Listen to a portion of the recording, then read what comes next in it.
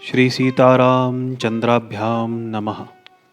पंचम सर्ग राजा दशरथ द्वारा सुरक्षित अयोध्यापुरी का वर्णन।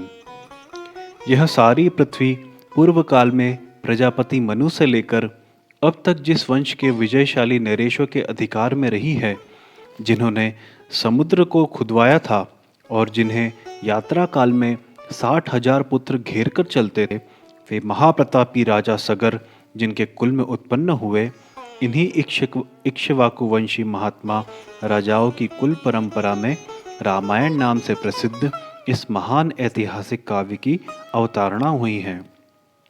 हम दोनों आदि से अंत तक इस सारे काव्य का पूर्ण रूप से गान करेंगे।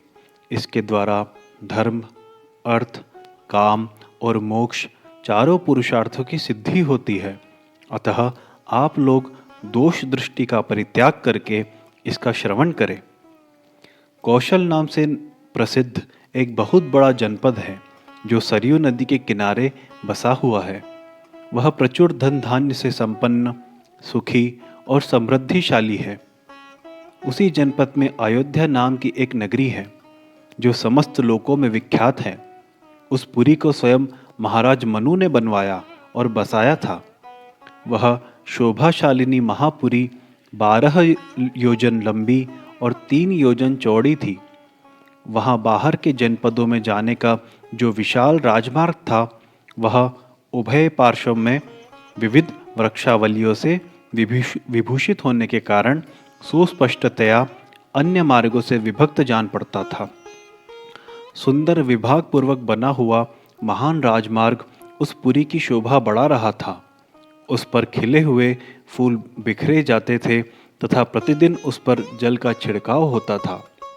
जिसे स्वर्ग में देवराज इंद्र ने अमरावतीपुरी बसाई थी, उसी प्रकार धर्म और न्याय के बल से अपने महान राष्ट्र की वृद्धि करने वाले राजा दशरथ ने अयोध्यापुरी को पहले की अपेक्षा विशेष रूप से बसाया था। वह पुरी बड़े बड़े फाटकों और किवाड़ों से सुशोभित थी। उसके भीतर पृथक पृथक बाजारें थी। वहाँ सब प्रकार के यंत्र और अस्त्र शस्त्र संचित थे। उस पुरी में सभी कलाओं के शिल्पी निवास करते थे। स्तुति पाठ करने वाले सूत और वंशावली का बखान करने वाले मागध वहाँ भरे हुए थे। वह पुरी सुंदर शोभा से संपन्न थी। उसकी सुषमा की कहीं तुलना नहीं थी। वहाँ ऊंची ऊंची अट्टालिकाएं थी जिनके ऊपर ध्वज फहराते थे। सैकड़ों तोपों से वह पुरी व्याप्त थी। उस पुरी में ऐसी बहुत सी नाटक मंडलियां थीं जिनमें केवल स्त्रियां ही नृत्य एवं अभिनय करती थी। उस पुरी में चारों ओर उद्यान तथा आमों के बगीचे थे। लंबाई और चौड़ाई की दृष्टि से वह पुरी बहुत विशाल थी तथा साखू के वन उसे सब ओर से घेरे हुए थे। उसके चारों ओर गहरी खाई खुदी थी जिसमें प्रवेश करना या जिसे लांघना अत्यंत कठिन था। वह नगरी दूसरों के लिए सर्वथा दुर्गम एवं दुर्जय थी।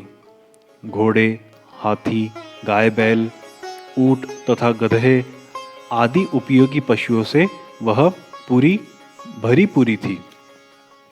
कर देने वाले सामंत नरेशों के समुदाय उसे सदा घेरे रहते थे। विभिन्न देशों के निवासी वैश्य उस पुरी की शोभा बढ़ाते थे। वहाँ के महलों का निर्माण नाना प्रकार के रत्नों से किया हुआ था। वे गगनचुंबी प्रासाद पर्वतों के समान जान पड़ते थे।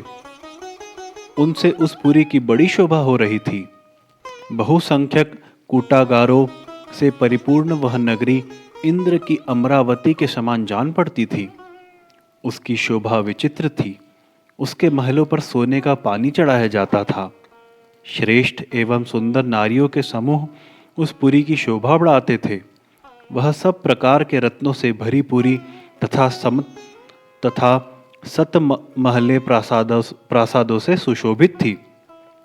पूर्ववासियों के घर से उसकी आबादी इतनी घनी हो गई थी कि कहीं थोड़ा सा भी अवकाश नहीं दिखाई देता था। उसे समतल भूमि पर बसाया गया था। वह नगरी जड़हन धान के चावलों से भरपूर थी। वहाँ का जल इतना मीठा या स्वादिष्ट था मानो ईख का रस हो। भूमंडल की वह सर्वोत्तम नगरी दुंदुभि, मृदंग, वीणा, पणव आदि वाद्यों की मधुर ध्वनि से अत्यंत गूंजती रहती थी। देवलोक में तपस्या से प्राप्त हुए सिद्धों के विमान की भांति उस पुरी का भूमंडल में सर्वोत्तम स्थान था। वहाँ के सुंदर महल बहुत अच्छे ढंग से बनाए और बसाए गए थे। उनके भीतरी भाग बहुत ही सुंदर थे। बहुत से श्रेष्ठ पुरुष उस पुरी में निवास करते थे। जो अपने समूह से बिछुड़कर असहाय हो गया हो, जिसके आगे पीछे कोई न हो, अर्थात जो पिता और पुत्र दोनों से हीन हो, तथा जो शब्द वेदी बाण द्वारा भेदने योग्य हो, अथवा युद्ध से हारकर भागे जा रहे हो, ऐसे पुरुषों पर जो लोग बाणों का प्रहार नहीं करते, जिनके सधे सधाए हाथ शीघ्रतापूर्वक लक्ष्य भेद करने में समर्थ है, अस्त्र शस्त्रों के प्रयोग में कुशलता प्राप्त कर चुके हैं, तथा जो वन में गरजते हुए मतवाले सिंहों, व्याघ्रों और सुअरों को तीखे शस्त्रों से एवं भुजाओं के बल से भी बलपूर्वक मार डालने में समर्थ है, ऐसे सहस्त्रों महारथी वीरों से अयोध्यापुरी भरी पूरी थी। उसे महाराज दशरथ ने बसाया था और पाला था। अग्निहोत्री, शमदम आदि उत्तम गुणों से संपन्न तथा छहों अंगों सहित संपूर्ण वेदों के पारंगत विद्वान श्रेष्ठ ब्राह्मण उस पुरी को सदा घेरे रहते थे। वे सहस्त्रों का दान करने वाले और सत्य में तत्पर रहने वाले थे।